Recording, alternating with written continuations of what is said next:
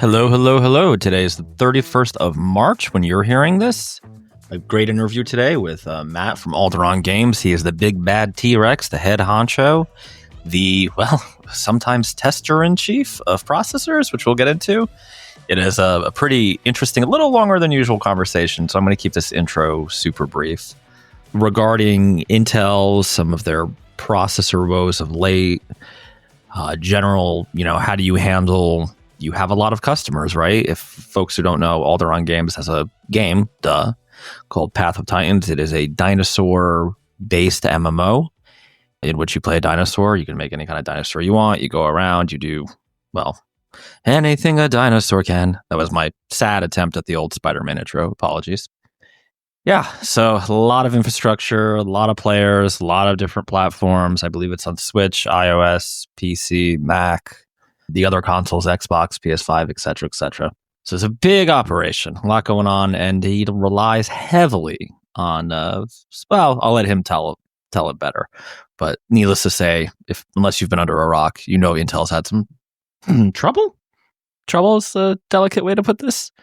So this is kind of a look behind the curtain of what someone at scale might experience, right? I think for me, there were some interesting things in this conversation that just first of all, the massive performance that they're needing over there to run this game, but also having so many players and relying so fundamentally on like good behavior between, your code, your engine, the underlying architecture, the underlying hardware. And when something in that chain fails, in particular, if it's the hardware, what can happen?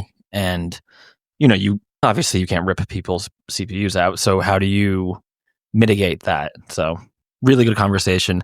Definitely gets deep into the issue. So I think a lot of you like it. And if you are an AMD fan, if you are Team Red, this one's for you, right? You guys enjoy. This is, you win. Very good.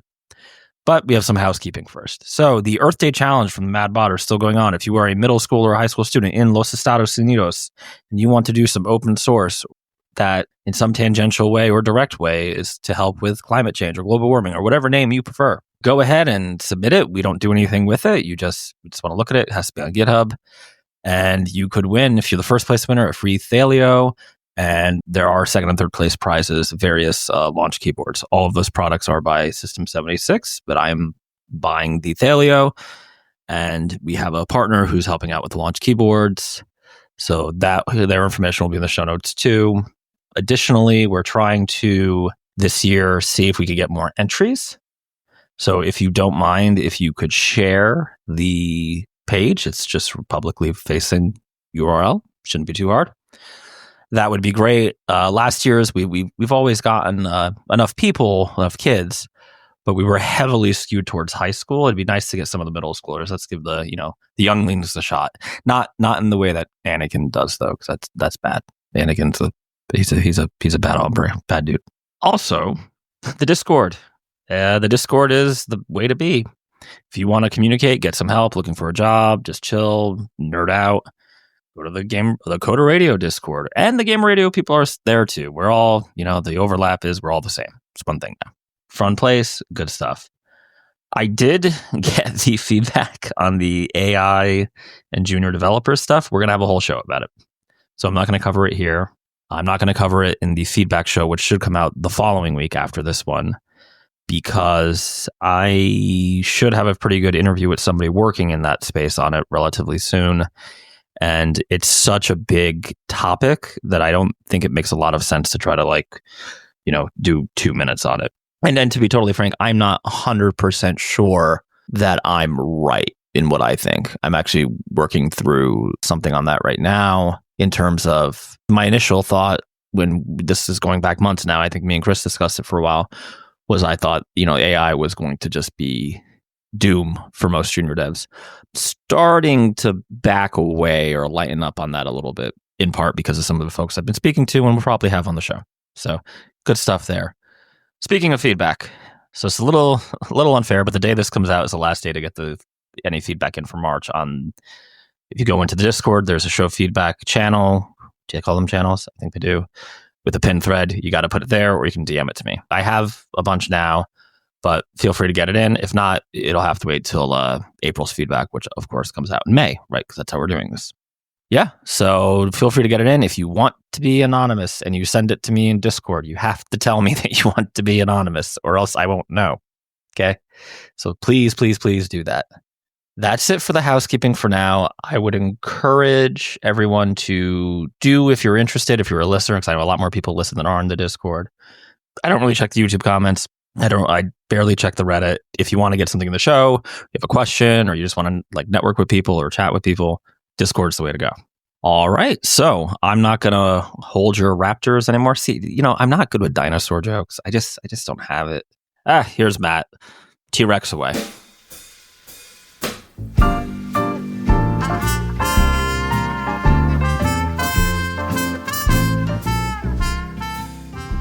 Okay. Well, hello, Matt Castles from Alderon Games. Now, this conversation may be illegal in roughly 2 weeks.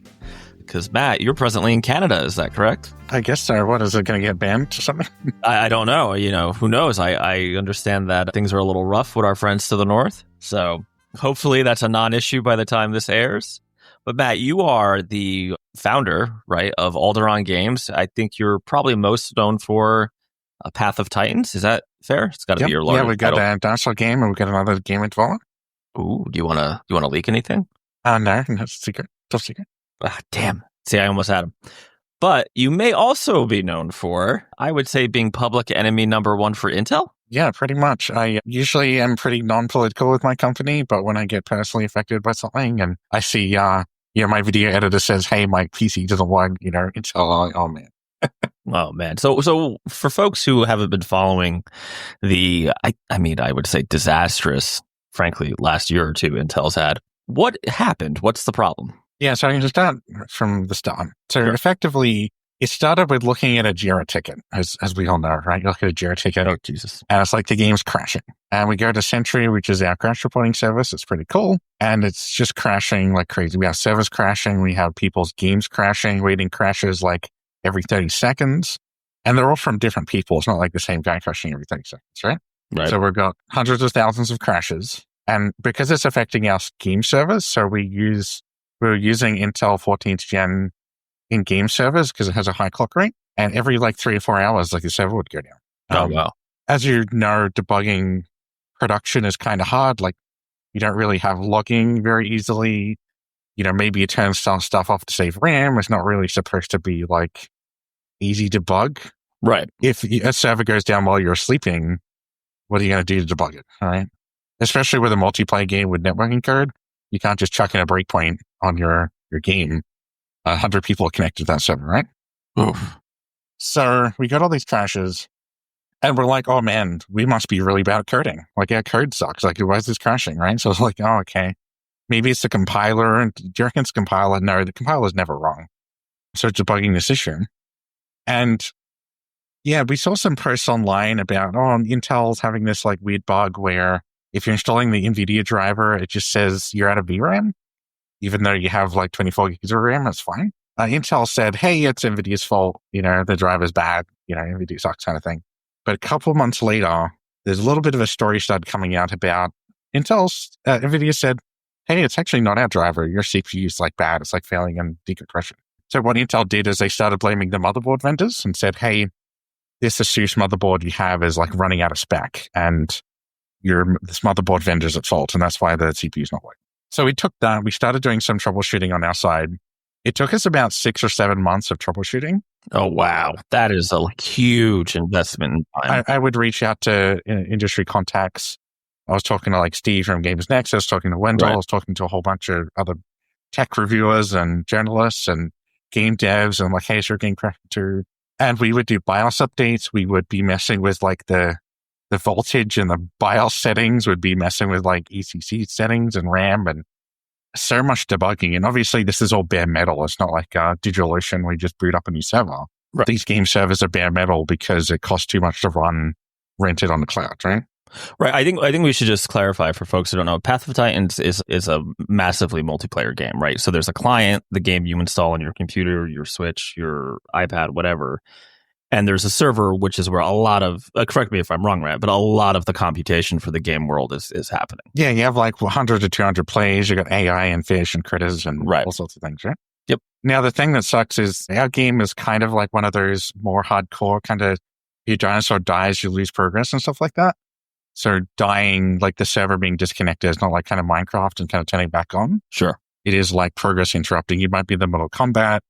You might have tried to hand in a quest, and right before it, the server went down, your quest is broken. It's just a very bad state for players, like very damaging. Like we started getting reviews from players saying your game crashes a lot, right? Very frustrating, I'm sure. Yeah, people would hit up our Zendesk and we'd get tens of thousands of tickets saying, my game crashes, says I'm out of VRAM, what's going on? The server crashes too. This game sucks, I'm going to refund it. So we're freaking out. We're getting, okay, let's get all of our developers working on this bug. We're going to pause working on the game. We're going to pause working on everything. And we ended up troubleshooting it to be hey, if this is on an AMD CPU, it doesn't crash. And we look through our crash reports. It's only Intel 13th and 14th gen crashing at extremely high rates. Like very specific. The crash rate on AMD was like, 0.01%, and Intel was like 90 point whatever percent. Most developers don't really group their crashes like this. They kind of just group them by call stack. They don't group their crashes by like CPU, right? Sure. Who thinks the CPU is going to be bad, right? CPU is never bad. So yeah, we found out that something's going on. I think Wendell ended up posting a video with findings from a bunch of other game developers. So it's not just us. And Intel was not a fan that people were kind of reporting this problem, right? Because basically the main problem was Intel was blaming motherboard vendors and these high-end motherboards are breaking. But we were actually using server motherboards that were like low-end, and they had extremely conservative like voltage rates and stuff for the CPU. And even those were dying. Like, yeah, at one point, I think it took 4 months before the CPUs degraded to the point where they can't boot and they can't post and they don't even turn on anymore. But so this is a pretty rough situation, right? You have your main game, lots of players. It's an online game. The servers are crashing. These are pretty beefy servers. You've spent a lot of money on these CPUs. Yeah, I can expand on that one. Like, we would pre-buy servers for like a year or 2 years, right? Okay. So, you know how you have your DigitalOcean, whatever, and you're like, oh, I'll pay $5 a month for this droplet. We're paying like $50 or $100 or $200,000 in bulk for a year, right? Like, they've got to go buy the hardware. They're going to go set up a rack. It's going to co-locate it. We have to buy more servers than we actually need in case we run out. Like, it's a whole thing. So finding out that these servers are broken, we can't get new servers soon. We can't, like a lot of these companies can't just sell you a server that's fast enough, that's designed for games at the gate a lot of the time. Which makes total sense, right? Because most of the market is commodity VPS servers. Yeah, they have like web servers and stuff that doesn't really need high clock rates. What percentage would you say of your player base was affected by this? At least on the client side, at least like tens of thousands of people. Okay. So we might have like, for example, right now we might have say 12,000 people playing. Right. But in a day, we might have 100,000 people show up and play the game.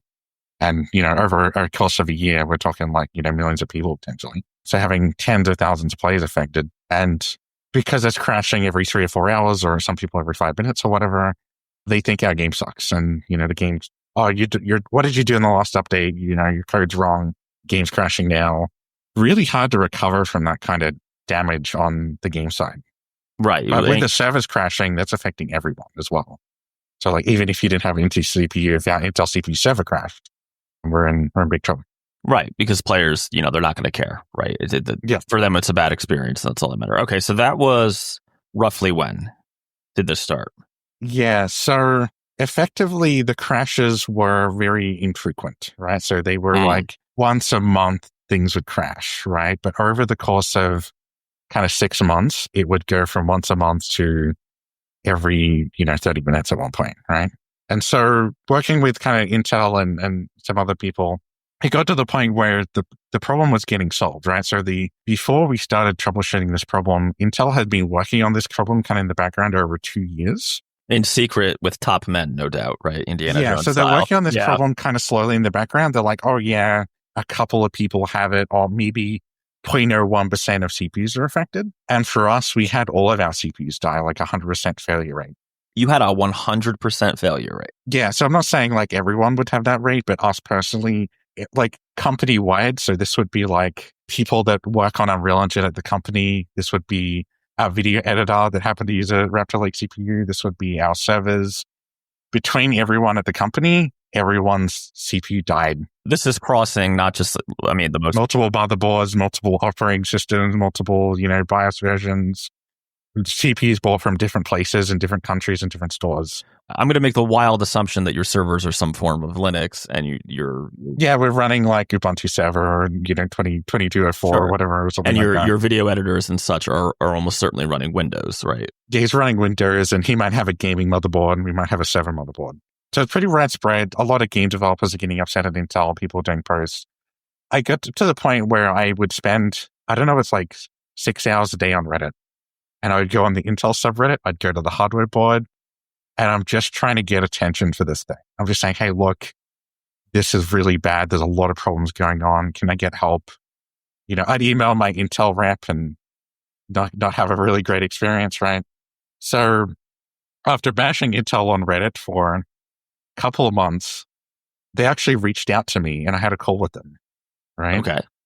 I obviously can't go into too much detail about the call because it's under NDA, but it was terrible, right? They kind of had no idea what was going on. Different people on the Intel call were blaming each other, saying that, no, you don't know what's going on. It's actually this. It got to the point where I was concerned about Intel was not really interested in solving the problem. They were kind of more interested in kind of covering up, right? So they were trying to mollify you, so you would, in your opinion, they were trying to mollify you, so you would stop basically shouting. Yeah, like they were trying to get, they were trying to kind of make up a narrative where, Matt was maybe using the wrong RAM or had the wrong settings, or maybe he doesn't know what he's doing, or like some kind of thing that would kind of crush that. From their side, was it engineers, or was it like PR people, or? Yeah, it was both, right? There was the famous PR person called Thomas who was doing all the replies, right? Got it. Gamers are kind of really upset at this point, and they're saying, I want an RMA. There was people sending back Intel CPUs. Oh, man. And getting one back that was broken, right?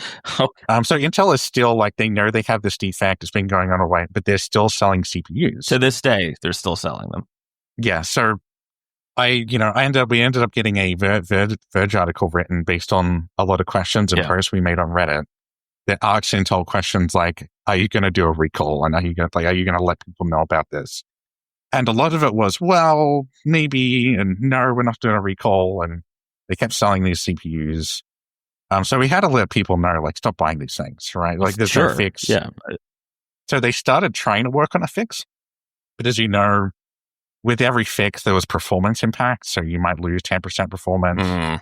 There was multiple fixes. So people updated the fix 1, but they didn't realize there was fix 6 because they kept kind of swinging at this thing and trying to fix it. But if your CPU was already kind of dead, no BIOS update would fix it. You just have to send it back. Right. That's a great point. And you've covered this before, and you're just pretty hilarious Reddit post that got the boot, by the way.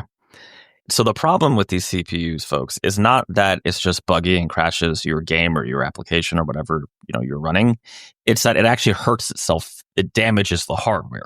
That's my understanding. Yeah, it's kind of like doing an overclock. Like imagine it was doing an unsafe overclock, but you weren't doing it, and it was just slowly. Effectively, with how small the silicon is, if you apply a small amount of voltage, you can kill that whole pathway in the CPU. Which is unrepairable. You're done. Yeah, like you basically get a new CPU, right? But it doesn't break, it degrades. So your games slowly start crashing while Windows gets blue screens. Maybe you hate Microsoft because your Windows crashes all the time, but it's actually your Intel CPU. There'll be code in C++, for example, where you do, 1 + 1 is 2, and the second value is negative max int, right? And so all your code goes off the wrong path and everything breaks, right? Yeah, so it's that kind of sneaky failure where you might not know what's going on until you have a couple thousand customer complaints, in this case. Yeah, and as an Intel customer, you might not know your CPU is bad. The problem is they didn't really notify people about this failure. For example, there's no Windows update that auto fixes this problem for you. Right. So the biggest problem we have right now is they released a fix. We're confident that it might fix the problem. Obviously, it wouldn't fix it for CPUs that are already dead, but no one knows the fix is out. right? That we have customers that don't know what a BIOS is. They bought the gaming PC from somewhere. They don't really know how to update it. And so we are still seeing every 6 minutes someone crashes. And we go talk to the customer and we say, hey, your Intel CPU is dying. And they're like, oh, I just bought this. What are you talking about? I don't believe you. So you kind of have to spend maybe an hour with the customer telling them about, hey, do this BIOS update. And they're like, I don't know. Is that going to break my PC? I'm kind of worried. I play this other game and it doesn't crash, but your game crashes. So my PC's fine. And if you can't get through to them, their PC dies. And you hear from them back 6 months later, oh man, I should have listened to you. My PC's dead now. So I've been trying to like update our game and add really aggressive warning messages and say, hey, look, you need to fix this. This is irreversible damage. But it's hard to get everyone to patch. And even now we're too late and we don't know the long-term consequences of, 3 years from now. Is this fix even going to work? And how many CPUs are going to be dead and stuff like that? Wow. Yeah, I could totally see it. You have your Tom Gamer, right, who just goes to Best Buy or whatever big box store, buys himself an Alienware or an Omen or something that looks cool, right? The gaming marketed PCs, doesn't know he's getting this crappy CPU and launches Path of Titans or whatever game. It just starts freaking out on the developer, and it's a shame for him too because he spent his hard-earned money on this gaming rig, thinking he's getting premium hardware for premium performance, right? Gaming is a pretty intense task, as your average PC sale to non-techies go. And he's just getting the shaft, and that's terrible. I can imagine there's other game developers out there who are dealing with the same negative reviews and customer support burden. I mean, just what you said, you're taking the time to have your support people, walk them through that they have a bad CPU, try to help them do a BIOS update. You put a message in that pops up. I'm assuming you do it at launch, right? You scan what Yeah, so we had to add code to like check for BIOS. Like we have to access a Windows registry to check your BIOS version. I have to maintain a table of BIOS fixes and motherboard names and like maintain my own list of BIOSes and versions. And, this fix here from MSI didn't really fix it properly and they have another one. And just because you had that, like just because you updated before doesn't mean you're safe. So it's a lot of maintenance work. I even considered releasing an open source library. It would be just like the Raptor like defect library that anyone can add to an app. I think your friend Tom at Intel would love that. I think he's... Yeah, so people would ask Intel, can you release a checker tool to see if my CPU is defective? Like, no. I think instructions they gave us is install the NVIDIA driver 20 times and see if it fails. That's not a reliable check. So yeah, it's a widespread problem. So even though the press has kind of moved on and we're not really talking about Raptor Lake, it really feels like it could be like long COVID or some kind of long in the tooth problem where we're going to be dealing this thing for 10 years. People don't upgrade all the time. And even though it kind of moved on from this one, it's been maybe like 7-8 months it's happened where game devs are going to be dealing with this for years, unfortunately. Oh, and PC manufacturers, right? I mean, my made-up gamer Tom, let's say he's, bought an HP Omen, dies on him in a year.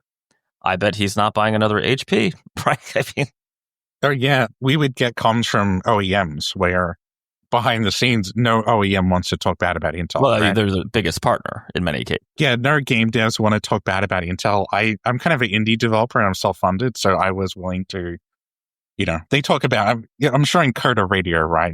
The previous episodes, you talked about things like, you don't want to go out and like attack your OEM on Reddit, right? Like you don't want to, this is bad for your business, right? You are the exception to that rule. Yeah, so I'm like, okay, this is, we're not a political company. We don't make, statements or whatever, but our players are getting screwed here. Like I'm having players message me that buy a Dell PC and Dell says, hey, we don't have the BIOS update for this version, or we're not going to warranty this, buy a new PC. And we're like, what the hell? What Dell? What are you doing? Yeah, spend another $2,000 on a gaming PC. There you go. And this is not just a Dell thing, like OEMs got thrown on the bus. PC repair shops get thrown on the bus. You might have hundreds of customers come back and you might not even have time to go through and fix all these PCs. So there's a lot of damage here. I think Intel's being sued by a number of companies right now. I'm not trying to personally sue Intel because I'm kind of done with, time and money invested into already. But this would be an easy, several $100,000 lawsuit if I didn't want to make games and I could just focus on this, right? But well, I mean, if I could fry some Canadian bacon here, I feel pretty confident that a reason that Intel has not put out a "is my CPU one of the defective ones" tool is because that would be catnip for all the class action litigators. And people would find out their CPUs are kind of broken. So right. The best thing they can do is stay quiet, heard people blame Windows and games being bad and kind of just, we fix that. I wouldn't be shocked if they're making like small little deals with, like little making amends to Dell and to HP or whatever. Yeah, but definitely very bad treatment. I do know game devs have been talked to, and some popular games get told, hey, don't add this Intel warning message in. We're gonna have you not do that or else, right? Kind of thing. Wow. So yeah, there's a lot of popular games out there that, if they added this warning message and they have tens of millions of players, Intel will get tens of millions of RMAs back. Which is something they cannot afford at the moment. And there's been problems with the RMA process. Like my RMAs got rejected over and over and over again. And they kind of manipulated the RMA purse and renamed things. And they said tray CPUs could be RMA'd or not RMA'd. And it's just very schemy about the whole thing. But it's in a very bad state and kind of lost a lot of trust from gamers on this one. So, you're not a shy guy, right? I would say you're a pretty bold dude there, Matt. Will this make you gun shy on purchasing when you're doing your $50,000 game servers? Are you going to kind of shy away from Intel going forward? Oh yeah, no, we're banned them company wide. Like we have a policy where Raptor Lake's banned because wow. Even if imagine if you're working at Alderon and you have your Raptor Lake CPU and you commit code, well, let's say you commit a binary file like a blueprint file. If your Raptor Lake CPU corrupted that file because your memory and your CPU for the wrong value, oh crap, that's going to break the game for the rest of the team, right? So there's like the 1+1 is negative max int. Is in your file system. It's in your RAM. It's in your Windows operating system. It's in your project files and your SSD cache or whatever. So it's everywhere. So you don't want to do that use that for anything. Corrupt data. And that's the kind of issue. You'd break it for the whole team and it would take forever to figure out what the hell happened if you didn't already know. And you'd have to redo the work and rewrite it. And what if you broke it in like a really subtle way, like a bit flip in a JPEG, but it's actually really bad somewhere else, right? So that's kind of the problem. Like you just have to have that stuff banned. And with how Intel kind of handled the situation, the support and the stress, why would I buy Intel again? I'm still buying the last generation AMD CPUs right now. I'm not even buying their latest gen because it's just being burned too much by problems like this. Right. In that case of the subtle issue, I didn't even think of what it would do development time. Yeah, you can't trust the code you're compiling and the binaries you're shipping off a machine with this CPU. Yeah, if the CI/CD was running a Raptor Lake CPU, it could malform an executable. The executable gets signed. It could go on someone's PC and cause problems. Like, man, that sounds awful. It would probably only happen like one out of every Yeah, maybe it happens once a year, but you ship that update and it breaks everyone's thing, right? And with the way the programming gods work, that once a year is going to be Christmas Eve. Right. And then you're like, oh, we're closing down. We're closing down for the holidays. But yeah, that was a nightmare. We're still dealing with that one. Like World of Warcraft recently added a message saying to update and stuff like that. Pretty bad. Wait, WoW did? Yeah, World of Warcraft added official message. That's gotta hurt. Yeah, and that's a pretty popular game as far as I know. Yeah, WoW is huge. I've wasted years of my life, and wow. Yeah. Do you have any more thoughts on that? Is there anything I should do better or differently? Because for me, it was a huge waste of time and money for sure. Well, I follow the story. You actually are the one who originally turned me on to it. Matt's been on the show before, but no, Matt, a long time. It is shocking to me how little Intel was willing to say, especially in those initial, let's say, 30 days, when you had, I even think PC Gamer, like more mainstream, technology and gaming outlets were talking about this. But Intel kind of mums the word, and I guess it had to be like liability is the only thing I could think. Yeah. So they have the PR guy called Thomas, and he's kind of handicapped on what he's allowed to say. And so the press would get really upset because they'd send Intel an email and say, hey, look, why is this going on? And Intel would silently edit their posts and not say anything. So they'd go on the website and go edit a whole bunch of wording, but they wouldn't tell the press they edited it. So you've got people using Internet Archive. You've got people really upset at why the communication's so bad. And if they just came out and said, hey, look, this is a problem, we're going to refund you right away, or recall, or even just like, we're working on it, we'll keep you updated kind of thing. But we were, we had people suffering for a really long time, and suffering for 2 years for an issue like this is company destroying. You can't wait for Intel's fix. You got to get a fix now. Yeah, I mean, I don't know what else you could have done. Frankly, you asked me if I think you could have done anything better. They were pretty clear that they weren't going to cooperate. You have this mystery game-breaking bug, frankly, and that is causing you to have pissed off customers.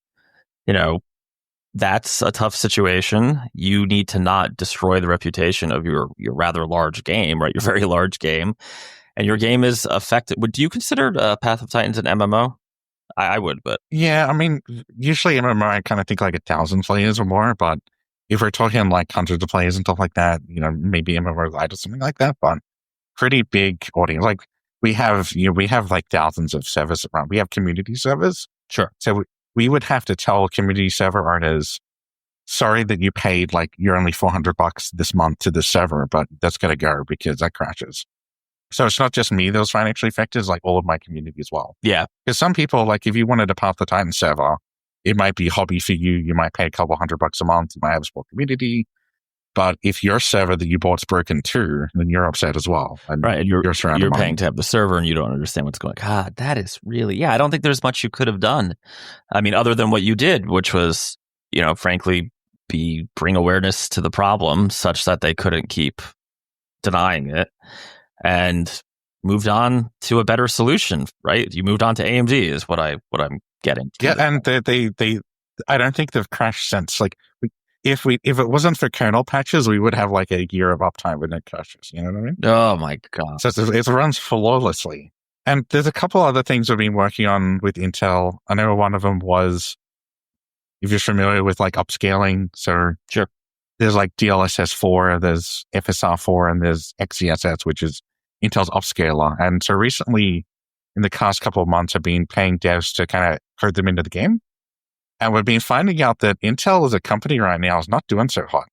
I think the CHIPS Act recently got kind of pulled and they're kind of struggling financially. And we figured, hey, if you bought an Intel CPU, like, okay, we'll move past the Raptor Lake thing. We'll still add this Intel tech into our game. And we're finding out that it's been abandoned for 8 months without updates. It's got major bugs in it, for example. It's not in a great state right now for Intel. Like, slightly worried the company is gonna fall apart. Well, they did just. Well, they say he resigned, right? Their CEO. I think we all know. Yeah, the CEO is gone. Yeah. But even still, with the new CEO, confidence is really shut out. Well, confidence is shut out. They were definitely gambling on that CHIPS Act, which seems to have just evaporated overnight. So you're stopping the effort to implement their new shading API, right? Yeah. So with the shading thing, I was like, okay, the shading thing is only in like maybe like 4 or 5 games or maybe 6 games.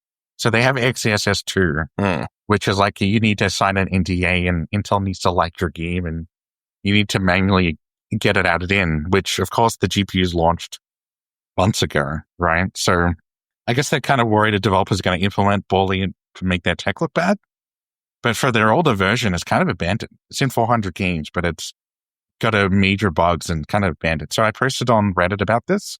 I figured, hey, if I can get Intel's attention again, maybe we get a fix. Maybe, I included some of the emails from my Intel rep, who's the same guy that was responsible for the Raptor Lake thing. With how Raptor Lake was handled, I'm not confident on this getting solved. But I wanted to kind of let people know about this problem. And if you're considering buying an Intel GPU, there was major reviews earlier saying, hey, this is the best GPU at $250.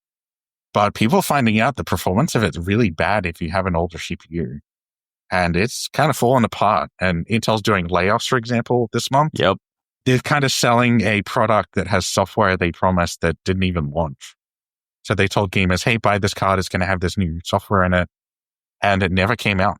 It's in like 6 games. I don't know if that counts as releasing. No, that's more of a tech demo, right? I mean, it's like, technically, like, we launched GPU, but we only made one of them, Please, like paper launch, right? Yeah, you should never buy a tech product based on promises of future functionality. That's a classic error. NVIDIA is kind of at like 70% market share. AMD is debatable, but you're looking at like 10, 20%. But Intel's looking at like less than 1% market share right now on the GPU side. And they're trying, but they're kind of falling apart. And so I did a post. I'm saying, hey, look, I'm not trying to bash Intel here, but they really need to step this up. Like, if I look on my Jira ticket, I maybe have like 180 hours trying to add this thing in across various developers. That's a lot of money. That's like expensive rendering engineer developer rates, right? It's a lot. And I do want to ask, just rewinding all the way back to the beginning, right? How long did it take you guys to figure out that it was these Raptor Lake chips before because you're getting all these crash reports? Yeah, it took probably about like 4 to 6 months, right? And we were spending dev time, like there's junior programmers on the team that I would have gone on a call. I'm like, why is your code so bad? It's crashing all the time. Right. You know what I mean? Like, do you still want to work here? Like, is this a good programmer? No, it's Raptor Lake. It's just the CPU's like dying. And we went to the Microsoft, we're like, hey, your compiler sucks, is generating bad code gen, like it's crashing on Intel CPUs. And they're like, no, it's not the compiler. And usually if you're a dev, the compiler is like the last thing, like you'd think would be wrong. The CPU is the last thing. You're like, oh, my code sucks, or I'm bad at coding, or I don't know how C++ works properly, or there's some kind of thing. But the better you did your code, the more it would crash, the more optimized your code was. So it only crashed in highly optimized code. So it would have like a junior dev write the most highly optimized, best code ever, and it would crash 10 times more often. That's so frustrating. If you de-optimized it and made it run slower, it would crash less, like freaking out. Yeah. This is the one time, people, this is the one and possibly only time where it is in fact not the developer's fault. Yeah, and it really reminds me of when you're writing code and people are like, hey, don't use a null check. This object's valid. I got trust issues everywhere now. I had null checks everywhere. Like I'm like, what if the CPU has a cache miss and this collides and this problem happens and this hardware is faulty and this person's RAM slightly overclocked and my program fatally, crashes in a wall. So we're just adding checks everywhere. Like it's changed the way we write code now, honestly. That's wild. Yeah, right. It just made you far more defensive, more of a defensive programmer. Right? Yeah, you're like 1 + 1 is 2, and then you're like assert 2 on the next line, right? Are you sure? Yeah. Yeah, you're like, man, it's like what if that thing's not 1? Oh my God. But it is crazy. I mean, if you just the chain of people, it reminds me of, you ever see the meme where it's like 3 Spider-Man pointing at each other? Yeah, everyone's pointing to a different thing. Yeah, and it's really just Intel's in the background is the Green Goblin, right? Like, Yeah, and it's really hard to talk about these issues because you come off as like, oh, you're just an AMD fan or you're just an Intel basher. But I'm not really a fan of any of these companies. I just want to work in games. Yeah, I was just saying, I know you well enough to know you don't give a crap. You just don't like the crashes. Yeah. But yeah, there was also another kind of related story where we were concerned about this happening on laptops too, right? So did they make Raptor Lake laptops? They had this thing where they said, hey, it's only on 14900K and 13900. But over 4 months with enough, trying to get answers from Intel, they said any part 65 watt or up. Oh, shit. It's just like, oh my God, that's like... That's a lot. That's not just like one... 50 CPU variation. Oh, right? I didn't know that. I thought it was specifically the high-end... No, so it's not just like they said, oh, it's just one CPU and it's only the high-end one. You don't need to worry. I bought that. I thought it was the server ones and the ones that go in certain high-end gaming PCs. So it ended up being any CPU 65 watt or above in theory could degrade. Maybe the higher ones degrade faster, right? But we were also concerned about laptops. It got to the point where Intel offered to buy my laptops off me, right? It's like they wanted to like pull it apart or whatever. So on one side of their mouth, they're saying this isn't real, right? Yep. However, they're coming to you and also saying, was it the same guy? Yeah. So same guys, right? So publicly they would be like, oh yeah, this is wrong. It's just this. It's only this chip. And privately, they'd be like, we don't know what's going on. Can we buy your laptop? Can you send us this chip? Is there a way we could shut you up? I mean, that's what it sounds like to me. Yeah, well, I was hoping that the concern was that they get one of our chips and they just say, oh, Matt's stupid and wrong and nothing wrong, right? But we had warehouse full of these things collecting dust because we obviously pulled them off the rack. And the stories coming out about oxidation and leaks coming out of Intel about how, something was wrong with the humidity and your chips are oxidizing and stuff like that. And so we're asking for batch numbers and serial numbers. Like, you don't want to pay a guy to rip out CPUs over a data center of hundreds of CPUs You have no idea what one's faulty, right? But it's also, we're concerned about affecting laptops. But the main problem we have with laptops was the laptops are so poorly made and manufactured, right? Like, manufacturers use screen cables that aren't too long and they have hardware defects. Yeah. Where it could be affecting laptops en masse right now, but a lot of the hardware, like reliability on issues on laptops, are kind of covering it. But at one point, Intel said it was affecting laptops, and they've kind of gone back and said, oh no, it's not affecting laptops. But from the other day, I noticed Dell released a BIOS update saying fixing stability issues on Raptor Lake on laptops. So I'm thinking, oh man. Yeah. So I'm concerned. I got trust issues everywhere on that front. Oh my Lord. That's crazy. So switching gears as we wrap up. Alderon Games, you guys are a remote game developer. Fair description, right? Yep. Are you hiring? So we're considering at the moment, actually. Okay. We are considering, I am looking for like a character animator, modeler, potentially programmer. I'm doing this really cool thing at the moment where we're putting on people on a trial basis. I don't know if you've done a lot of interviews and stuff where you don't really know if someone's going to work out. Right. They show a whiteboard interview at you and the person falls apart. Right. I've been kind of taking the approach of like, let's just have you do the real job and see if it works out. But yeah, potentially, keep an eye out for listings with them up, but we'll see. We're not ready yet. I figured we'd wait until we have enough roles open to kind of do it at once. Right, because the process takes time. Well, when if you've ever done it before, you've gone through 10,000 applicants. Yeah. And, half of them are using ChatGPT now. Right? So it's kind of. Oh, I haven't had to hire anybody new since the dawn of. Oh yeah, you should try to hire someone since the AI revolution. I used to get the outsourcing companies pretending to be individuals until like you finally have to do the Skype. Well, at the time it was like Skype interviews.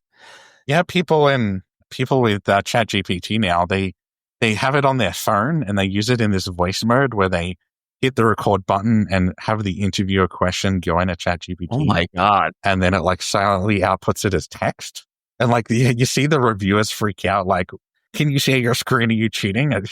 It's the funniest thing ever. But it's obviously you'll find out real quick if someone used AI because their knowledge won't actually be there. But there's at least one, I'm assuming very young person listening to this who's like, I could have done that last week on that interview. Damn it. Yeah, like you could theoretically put it in voice mode, have it on your phone. You don't even have to type in the interview question because it's done in real time and you have answers instantly. That's amazing. You should ask them like how many hours in strawberry or something like that instead, right? Right. Draw me a human hand. There you go. So when you are hiring, let me know. I'll throw those in our wonderful Discord hiring channel. We have lots of developers, I'm sure, who would look. Yeah, I think we did an ad spot on Coder when it was under Jupiter, and people listen to the show are awesome, like completely underrated. So, but yeah, no, I noticed when hiring, for example, that compared to like all the other job postings and applications we listen, people who listen to podcasts like this are so much better. Oh, they're engaged, right? They're it's their hobby too in many cases. I mean, I know like they care about like bettering their programming ability. They care about like what's going on in the industry. Like there's that meme of like, hey, you should do open source work. But for me, it's just, you should also listen to podcasts like this because listening to the 600 episodes of Coder Radio made me a different developer. And I listened to plenty of other shows as well and plenty of other JB shows. But even the sysadmin one at one point, like I was learning sysadmin and Linux and Coder Radio, and it was great. And I see other devs that are trying to do like, sysadmin work or coding work, and they don't get it the same way as somebody that's got all that information in their head from podcasting, for sure. No, I appreciate it. It's nice of you to say that. And I know the JB folks do too. Again, I always plug it Linux Unplugged for all your Linux needs. That is, I think, in my opinion, the best Linux focused show around. And like to the Linux stuff, you got to know it, right? Like in modern days, we use WSL and we use, Ubuntu server. And even if you're not using Linux yourself on your work directly, I think you should know it. And I think you should, listen to this show, listen to those shows, and having that knowledge, like seeing someone go into a server and use Vim and not know how to use it, just, crying. Right. All right. So I'll wrap up with a question I ask everybody. What is your tool that you cannot live without? It can be anything, right? It doesn't have to be something you use for your work. It doesn't have to be a game dev thing. It could be whatever, your electric kettle. I actually don't know if you're a tea drinker, but one tool you can't live without. Yeah.